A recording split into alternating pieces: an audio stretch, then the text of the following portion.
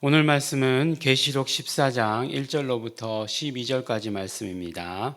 함께 읽겠습니다. 또 내가 보니 보라 어린 양이 시온산에 섰고 그와 함께 14만 4천이 섰는데 그 이마에 어린 양의 이름과 그 아버지의 이름을 쓴 것이 있도다.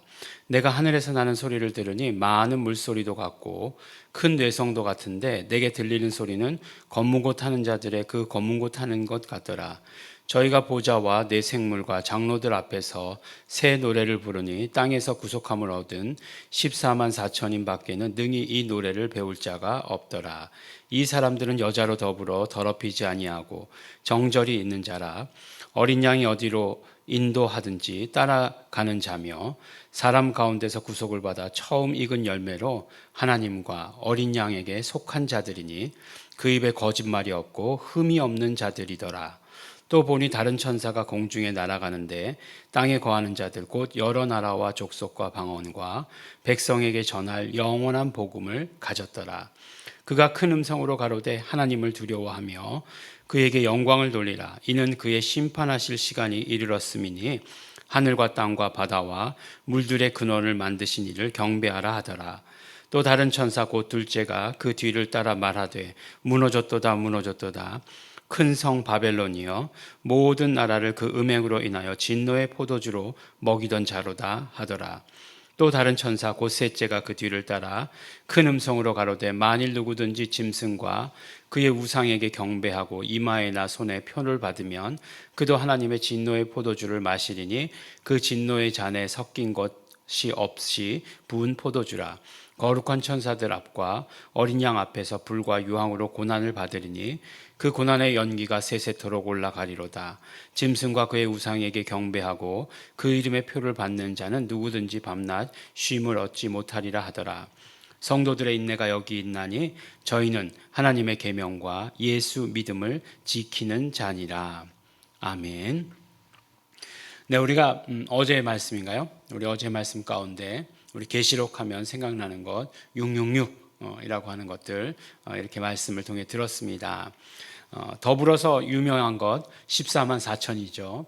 또 14만 4천을 이렇게 보았습니다. 근데 숫자가 나오면 그 숫자의 해석이라고 하는 것은 단순하지는 않다라고 하는 것 말씀드렸습니다.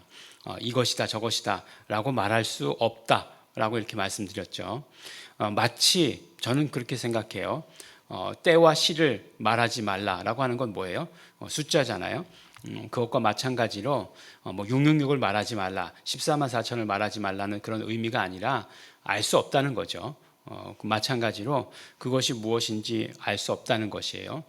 유대 지파 12,000, 12,000, 12,000 그렇게 해석하기에는 또 오늘 말씀을 보면 그 어린 양과 함께 14만 4천이라고 되어 있는데 그러면 이게 이스라엘 12지파만 해당되는 거겠습니까? 또 그런 건 아니잖아요. 그리고 그 숫자를 어떻게 카운트 하겠습니까? 사실 14만 4천이라고 하는 것 숫자 굉장히 어떤 면으로 보면 적은 숫자잖아요.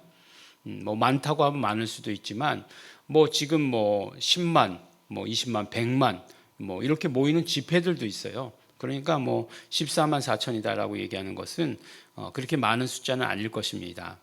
그런데 특징이 있어요. 그 어떤 특징이냐면 이마에 어린 양의 이름과 그 아버지의 이름을 쓴 것이 있도다라고 이렇게 말씀합니다. 어린 양의 이름만 나왔으면 참 좋았을 텐데 그런 생각이 들죠. 아버지의 이름을 쓴 것이 있다라고 이렇게 얘기하는 거죠. 어린 양의 이름하고 아버지의 이름하고는 다른데 이렇게 생각할 수도 있지만 그렇지만 어린 양의 이름이라고 하는 것, 우리 예수 이름이라고 하는 것은 틀림없이 아버지께서 주신 거죠. 아버지께서 부여하신 이름이라고 하는 사실을 우리가 기억해야 합니다. 그래서 그것이 다르냐 같으냐 본질상 같은 것이죠. 근데 이제 구별하는 특징이 뭐라고요? 이마에 어린 양의 이름이 있다는 거예요. 이름이 새겨져 있는 것이 가장 큰 특징이고, 그 다음에 두 번째로 뭐라고 얘기하고 있냐면 내가 하늘에서 소리를 들으니 많은 물소리 같고 뇌성도 같은데 검은 고 타는 자들의 그 검은 고 타는 것 같더라 라고 이렇게 얘기하고 있어요.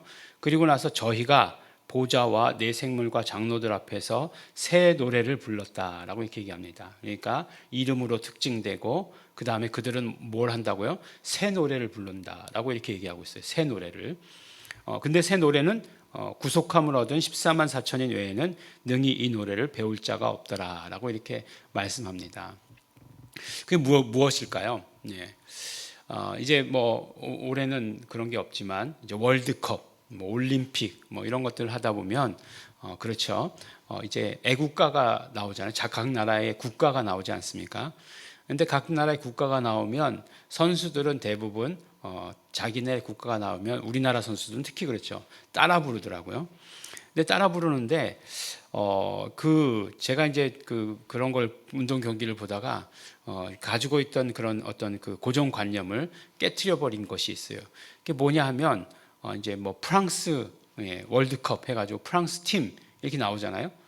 그럼 프랑스 팀 그러면은 우리가 아는 프랑스 사람들은 이제 콧대가 이렇게 높고 뭐 그런 사람들로 다 알고 있잖아요. 근데 대부분 보면 흑인들이에요. 프랑스 대표 선수들이 제일 유명한 음바페 뭐 이런 사람들 다 흑인이거든요.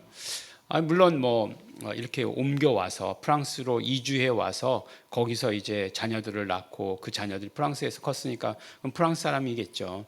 근데 이제 우리가 이제 생각하는 고정관념이 있었다는 거죠. 근데 이제 그런 사람들 말고 또 귀화 선수라는 사람들이 있어요. 귀화.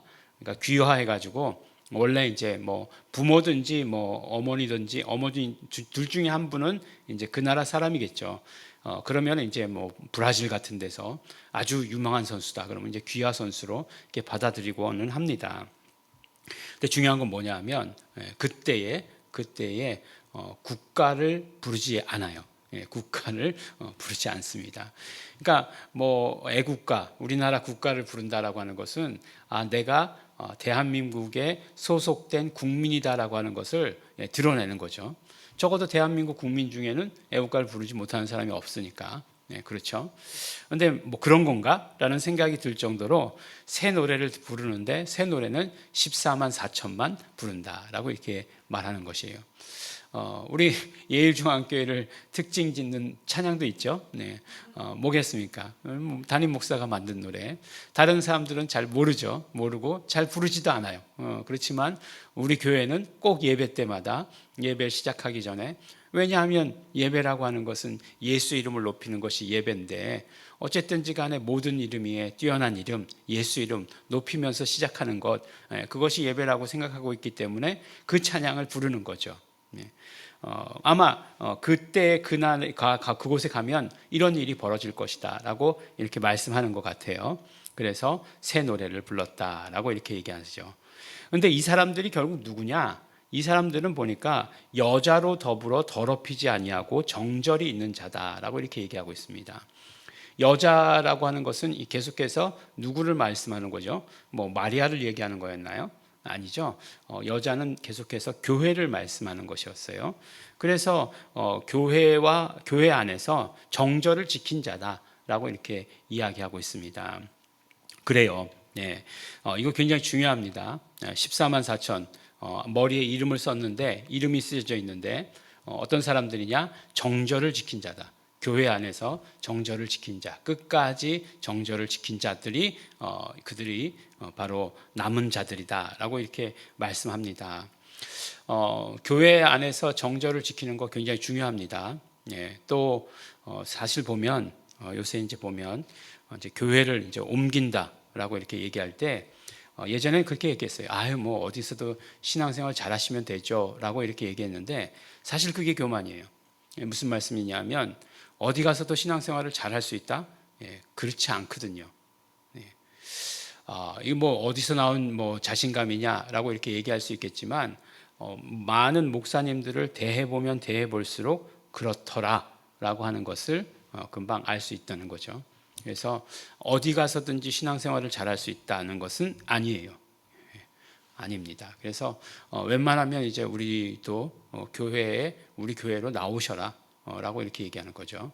나오셔서 신앙생활 하시지 바깥에서 뭐 기도만 해드리겠다 뭐 이런 건 안 하겠다는 거예요. 그래서 이렇게 그 정절을 지키는 것 중요합니다. 교회를 옮기는 사람들 굉장히 사실은 목사에게 상처 주고 가는 거예요. 뭐 괜찮은 것 같지만 괜찮지 않아요. 괜찮은 목사가 어디 있어요.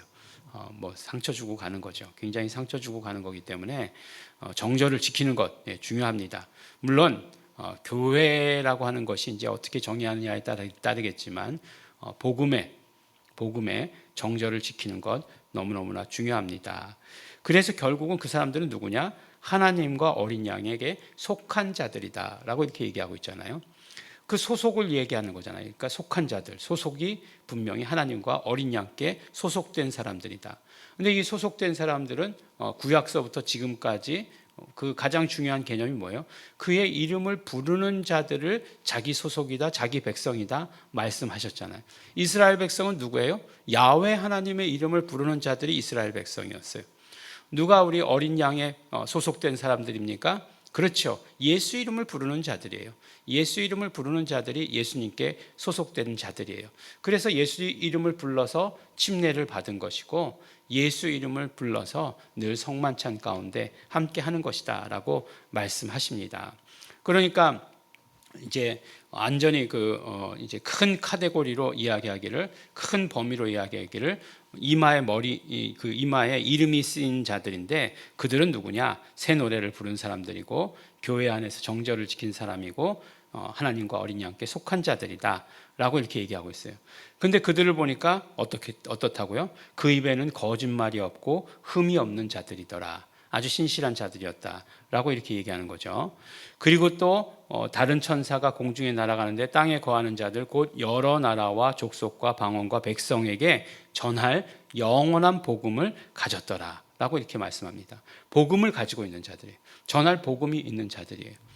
그러니까 이제 뭐 지금은 우리가 보면은 많은 분들이 내 신앙 하나 지키는 것도 어렵죠. 힘이 들죠. 그렇지만 그렇게 되어서는 안 된다는 거예요. 정말 나라와 족속과 백성과 방언에게 전할 그 영원한 복음이 있어야 된다라고 이렇게 말씀하고 있습니다. 가만히 생각해 보면 우리 교인들은 다 가지고 있죠. 다 가지고 있는데 그것을 사용하지 않을 뿐입니다. 그러니까 그것을 사용하셔라. 적극적으로 사용하셔라 라고 이렇게 말씀드리는 거죠. 그러니까 요한계시록 말씀을 보면 우리가 지금 이제 살고 있는 것은 그저께 주일날이요. 주일날 우리가 설교 말씀 가운데서도 우리가 함께 나눴지만 바로 예수 그리스도의 성취와 언약의 성취와 새 언약의 성취죠. 새 언약의 성취와 다시 오심 사이에 삶을 살고 있는 것이 지금 우리의 모습인데 그것에 대해서 가장 잘 말씀해 주시고 있는 것들이 무엇이냐? 계시록의 말씀이에요. 어떻게 살아야 되는가 하는 것을 가장 잘 말씀해 주시는 것이에요. 환난이 있을 것이고 분명히 신앙생활 하는데 어려움이 있을 것이고 세상은 더 우상 숭배하는 것으로 막 그냥 뭐 짐승이라고 하는 것들이 일어나 가지고 우리를 괴롭게 할 것이라고 하는 건 너무나 분명하다는 것이에요. 그런데 성도들은 어떻게 살아야 되느냐? 성도들의 인내가 여기 있나니 저희는 하나님의 계명과 예수 믿음을 지키는 자니라 라고 이렇게 말씀하고 있어요. 믿음, 어떤 믿음? 구체적으로 예수 믿음, 더 구체적으로 이야기하면 예수 이름을 믿는 것 이렇게 말하겠죠. 그것을 지키는 자들이 바로 성도들이다. 성도들이 살아가야 될 것이다 라고 이렇게 말씀해 주세요. 오늘 아주 구체적으로 말씀해 주셨어요. 그들이 누구냐? 14만 4천이 누구냐? 뭐 하나하나 세보진 않았지만 이마에 이름을 쓴 것이 있다. 아버지의 이름 혹은 어린 양의 이름이 있다. 새 노래를 부른다. 그 사람들만 아는 새 노래. 그 다음에 교회의 정절을 지키는 자, 하나님과 어린 양에게 속한 자, 거짓말이 없고 흠이 없는 자, 마지막으로 뭐라고요? 영원한 복음을 가지고 있는 자들이다 라고 이렇게 말씀해 주십니다. 우리가 어떻게 살아가는가 하는 것들 오늘 구체적으로 말씀해 주시고 계십니다. 분명히 우리에게는 이러한 것들이 다 있습니다. 그런데 우리 이런 것들을 사용하고 전하고 영원한 복음을 전하시는 우리 성도 여러분 되시기를 예수 이름으로 축원합니다. 기도하겠습니다. 하나님 아버지 감사합니다. 오늘도 우리에게 말씀 주시고 우리가 영원한 복음 가운데 살게 하여 주신 것 너무나 감사하고 감사합니다. 이 모든 것들 가지고 준비하고 나아갈 수 있도록 아버지 도와주시옵소서. 마지막 때가 가까운 이때에 우리가 더 잘 준비할 수 있도록 성령님 역사하시고 인도하여 주시옵소서. 감사드립니다. 예수님 이름으로 기도드렸습니다. 아멘.